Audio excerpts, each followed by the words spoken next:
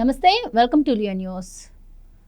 MLC Duvvada శ్రీనివాస్ను క్రమశిక్షణా చర్యల పేరుతో పార్టీ నుంచి సస్పెండ్ చేసిన విషయం మనకి తెలిసింది. అయితే దీనిపై ఆయన మీడియా ముందు స్పందించడం జరిగింది. ఆయన జగన్మోహన్ రెడ్డి గారి కోసం, పార్టీ కోసం చాలా కష్టపడి పనిచేశానని, అలాగే అప్పట్లో ప్రభుత్వం చెప్పినట్టు ప్రతిపక్ష పార్టీలైన వారిపై విరుచుకుపడ్డానని, మరి అంత చేసిన వ్యక్తిని ఎందుకు ఈ రాజకీయ క్రీడలో నన్ను బలి చేశారో అర్థం కావట్లేదు అంటూ ఆయన ఆవేదన వ్యక్తం చేశారు. ఏది ఏమైనా కూడా నేను ఆయన ప్రజలతోనే ఉంటాను, ప్రజల కోసం కష్టపడతాను అని చెప్పి ఆయన మాట్లాడుతున్నటువంటి పరిస్థితి.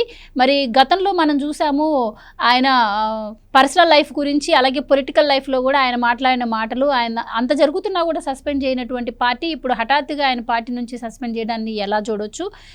మరి ఇక మీదట ఆయన క్రియాశీలకంగా ఉంటాను అంటున్నారు. మరి ఆయన ఏదైనా పార్టీలో చేరే అవకాశం ఉందా? ఆయన వెళ్తానన్నా అసలు ఏ పార్టీ ఆయన తీసుకోవడానికి ముందుకు వస్తుంది అన్న విషయాలను తెలుసుకుందాం. మనతో పాటు ఉన్నారు టీడీపీ స్పోక్స్ పర్సన్ సూర్యదేవరలత గారు. నమస్కారం అండి. నమస్తే.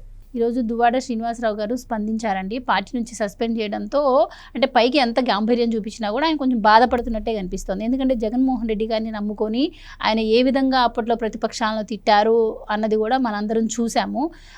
ఒకానొక టైంలో ఆయనకి సీట్ ఇవ్వడానికి చాలా పార్టీలు కూడా ముందుకు వచ్చాయని, ఎప్పుడైతే ఆయన వైసీపీలో ఈ విధంగా బిహేవ్ చేయడం స్టార్ట్ చేశారో ఇప్పుడు ఆయన ఏ పార్టీలో చేరాలన్నా కూడా ఎవరు తీసుకునే పరిస్థితి కూడా లేదు అంటున్నారు. సో అసలు దువ్వాడ గారి ఫ్యూచర్ ఏంటంటారు? ఆయన పార్టీ నుంచి సస్పెండ్ చేయడానికి కారణం ఏంటంటారు? అంటే దువ్వాడ శ్రీనివాస్కి ఏమో జగనన్న ఉన్నాడు నాకు అనే విధంగా రెచ్చిపోవటం జరిగింది. అంటే ఆయన పర్సనల్ లైఫ్ కూడా అదే, ఆయనకి ఎక్స్పెక్టేషన్స్ ఉన్నాయి. నన్ను ఎవరు ఏమీ చేయరు, నన్ను ఏమీ అనరు, అంటే జగన్మోహన్ రెడ్డి గారికి నేను బాగా ఆప్తుడుగా అంటే అన్ని రకాలుగా ఆయనకి ఆయన మీద ఎవరైనా విమర్శిస్తే విరుచుకు పడిపోయేవాడు కదా. అందుకని ఆ స్థాయిలో నేను ఉన్నాను కాబట్టి నన్ను ఎవరు ఏమీ చేయలేరు అనే ఒక బాగా గట్టి నమ్మకం. ఎందుకంటే ఆ కుటుంబం మొత్తం ఫైట్ చేసింది, కూతురు ఫైట్ చేసింది. ఇన్ని మాట్లాడుతున్నా అదే ఫ్యామిలీ దువ్వాడ వాణి గారు ఆయన దగ్గరికి వెళ్ళి కూడా చెప్పుకున్నారు. సో ఆయనతో మాట్లాడారు, కానీ ఎక్కడా కూడా అప్పుడు యాక్షన్ ఎందుకు తీసుకోలేదో తెలియలేదు. ఇప్పుడు దగ్గర ఈ ఇష్యూలన్నీ జరిగి సంవత్సరంగా వచ్చేస్తుంది. ఇంత జరిగినా కూడా అప్పుడు ఎప్పుడు యాక్షన్ తీసుకోలేదు ఆయన. అట్లాంటిది ఇప్పుడు ఎందుకు యాక్షన్ తీసుకున్నారు, కారణం ఏమిటి అని అంటే మటుకు ఖచ్చితంగా దువ్వాడ శ్రీనివాస్ గారు అయితే ఏ పార్టీకి వెళ్ళే అవకాశాలు అయితే లేవు, ఎవరు చేర్చుకోరు కూడా. ఎందుకంటే అట్లీస్ట్ రాజకీయం వేరు, పర్సనల్ లైఫ్ వేరు అని అనుకున్నా కూడా అది ఎక్కడ ప్రజల్లోకి వెళ్తే, గ్రౌండ్ లెవెల్ ప్రజల్లోకి వెళ్ళినప్పుడు దాన్ని ఎవరు యాక్సెప్ట్ చేయరు. ఆయన పర్సనల్ లైఫ్ని ఎవరు, ఇప్పుడు ఉన్న హిందువులది ఒక కమిట్మెంట్స్ ఒకటి ఉంటుంది మ్యారేజ్లో, అంటే ఇల్లుని చక్క పెట్టుకొని ఆ తర్వాత బయటికి రమ్మంటారు. హిందువుల మ్యారేజ్ దీనిలో ఒక కమిట్మెంట్ అనేది ఉంటుంది పెళ్ళిళ్ళకి. అట్లాంటిది అంటే పిల్లలని, వైఫ్ అని ఒకవేళ నచ్చకపోతే దాన్ని వేరే ఉంటుంది. ఆయన వయసు ఏంటి, ఇవన్నీ దృష్ట్యా కూడా ఆలోచిస్తారు. అంటే బాగా పరిణిత చెందిన వయసు అయింది. అంత షార్ట్గా ఏదో 25 సంవత్సరాల కుర్రాళ్ళ పెళ్ళి చేసుకొని వదిలేసేసి మళ్ళీ ఇంకొకరిని చేసుకుంటే అది మా ఇష్టం అని ఇట్లాంటివన్నీ చేయటానికి ఆయన ఒక రాజకీయ పార్టీలో ఉన్నారు సార్.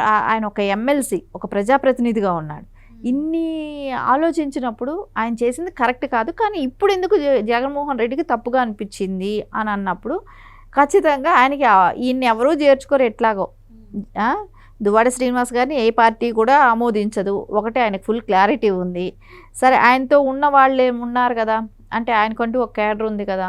గతంలో ఆయన ఒక లీడర్గా బిహేవ్ చేశారు, ఆయన ఒక ఎమ్మెల్సీగా ఉన్నారు. ఇవన్నీ ఉండటంతో ఆయనకు కూడా క్యాడర్ ఎంతో ఉంది. ఆ ఉన్న క్యాడర్ ఏంటంటే వాళ్ళు కూడా అదే రకంగా టీడీపీ మీద ఆ రోజున జనసేన మీద కానీ విరుచుకుపట్టడం అది కూడా జరిగాయి కూడా. అలాంటిది ఇప్పుడు వాళ్ళు ఉంటే వాణి గారితో ఉండాలి, ఆ క్యాడర్ అంతా వెళ్ళిపోయి. లేకుండా ఉంటే అక్కడ ఇన్ఛార్జ్ ఉన్నారు ఆ నియోజకవర్గానికి, ఆ ఇన్ఛార్జ్తో వెళ్ళి కలవాలి. ఇప్పుడు ఆ ఇన్ఛార్జ్కిను శ్రీనివాస్ గారికి పడదు, వాళ్ళిద్దరికీ పడదు. సరే, ఆబ్వియస్లీ ఎలా ఉంటుంది వాణి గారి విషయానికి వచ్చినప్పుడు, ఆవిడకి శ్రీనివాస్ గారికి పడినప్పుడు ఇన్ఛార్జ్తో ఆవిడ బాగానే ఉండొచ్చు, వాళ్ళిద్దరికీ బాగానే వర్క్ చేసుకుంటున్నారేమో. సో ఈయనకేమో ఎట్లాగో ఇక్కడ హైదరాబాద్ చుట్టూ పట్టుకొని తిరుగుతున్నాడు. హైదరాబాద్లో ఏదో చీరల కొట్లు పెట్టుకొని బిజినెస్లు చేసుకుంటా రోజుకొక యూట్యూబ్ ఛానల్స్కి ఇంటర్వ్యూ ఇస్తా వాళ్ళిద్దరికి ఉన్న రిలేషన్ గురించి చాలా గొప్పగా చెప్పుకుంటా మమ్మల్ని ఆదర్శంగా తీసుకోండి మీరు కూడా అన్నట్లు ప్రజలకు కూడా ఒక మెసేజ్ ఇచ్చుకుంటూ, అంటే అది ప్రజలందరూ ఆలోచిస్తారు కదా. ఏదో ఆ వెకిలి వేషాలు చూడటానికి ఏదైనా చూస్తారేమో, నవ్వుకోవటానికి, దాని కింద కమెంట్స్ పెట్టడానికి చూస్తారేమో జనాలు. అది కరెక్ట్గా మమ్మల్ని ఎంకరేజ్ చేస్తున్నారని అనుకోవటం తప్పు కదా. వాళ్ళు అనుకుంది అదే. మా పక్కనే చూసే జనాలందరూ కూడా మా పక్క ఉన్నారు అని అనుకొని భ్రమపడ్డారు శ్రీనివాస్ గారు, మాకు సపోర్ట్ చేస్తున్నారు. ఇప్పుడు చీరల షాప్ పెడితే చీరలకు కొనడానికి జనాలు వచ్చారు అని అది కూడా ఎట్లా ఉంటుందంటే, చీరలకు కూడా వీళ్ళు బాగానే పబ్లిసిటీ ఇచ్చుకుంటున్నారు. ఒకవేళ మేబీ తక్కువకి ఇస్తుంటే వెళ్ళి కొనేవాళ్ళు ఏమైనా కొంటున్నారేమో తెలియదు మనకు. కానీ ఎక్కడ ఏ బిజినెస్ అయినా బిజినెస్ పరంగా చూస్తారే కానీ వాళ్ళ పర్సనల్ లైఫ్కి ఎవరు పట్టించుకోరు. అంటే వీళ్ళు వీళ్ళకి తప్పుడు మార్గంలో వెళ్తున్నారనేది అయితే వాళ్ళకు ఒక ఒపీనియన్ ఉంటుంది. కానీ అంతకు మించి ఏదో వెళ్ళామా, కొనుక్కున్నాం, వాళ్ళకి కావాల్సిన డబ్బులు వాళ్ళకి ఇచ్చామా, వీళ్ళకి కావాల్సిన వస్తువు వీళ్ళు తెచ్చుకున్నామన్నట్టే ఉంటారు ఎవరైనా, ప్రజలైనా కూడా. అది అంతా వీళ్ళని ఎంకరేజ్ చేసినట్టయితే కాదు కదా, ప్రజలు ఆమోదించినట్టయితే కాదు కదా. వాళ్ళ ఉద్దేశం ఏంటంటే మమ్మల్ని ఆమోదించారు, మా షాపులకు వచ్చేవాళ్ళు, మా యూట్యూబ్ ఛానల్లో మా ఇంటర్వ్యూలు చూసే వాళ్ళందరూ మమ్మల్ని బ్లెస్ చేస్తున్నారని వాళ్ళు చెప్పే విధానం అట్లా ఉంటుంది.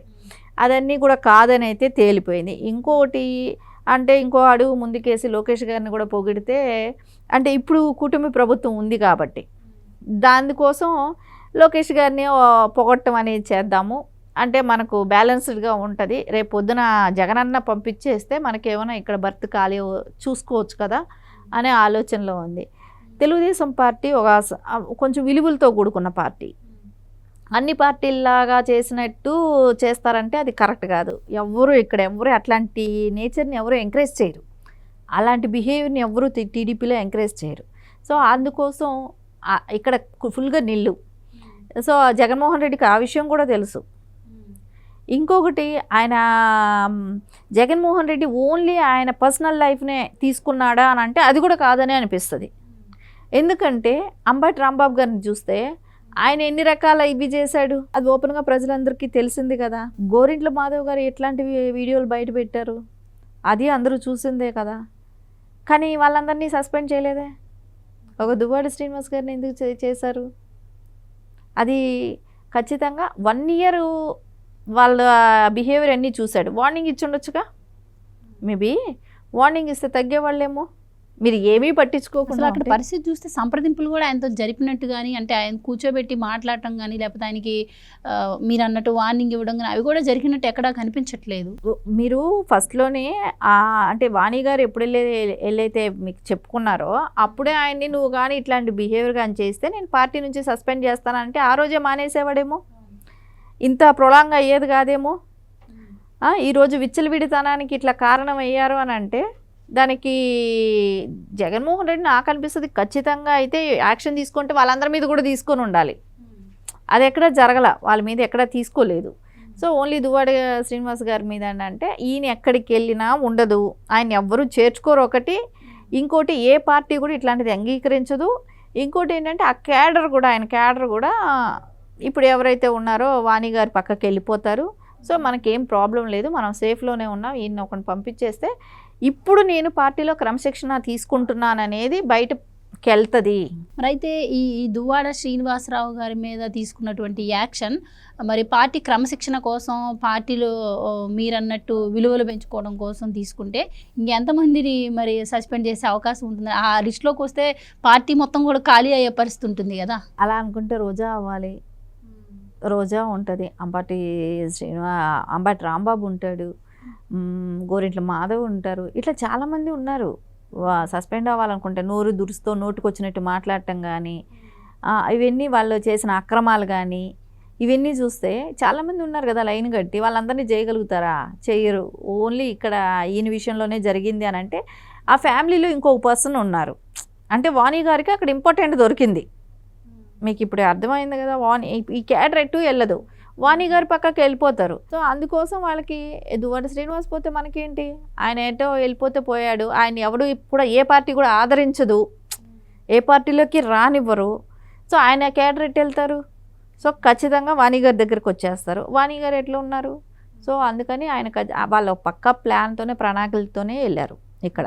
సో అందుకని దువ్వాడ గారి మూలాన వాళ్ళకి వచ్చిన నష్టం లేదు పార్టీ నుంచి సస్పెండ్ చేసేటానికి.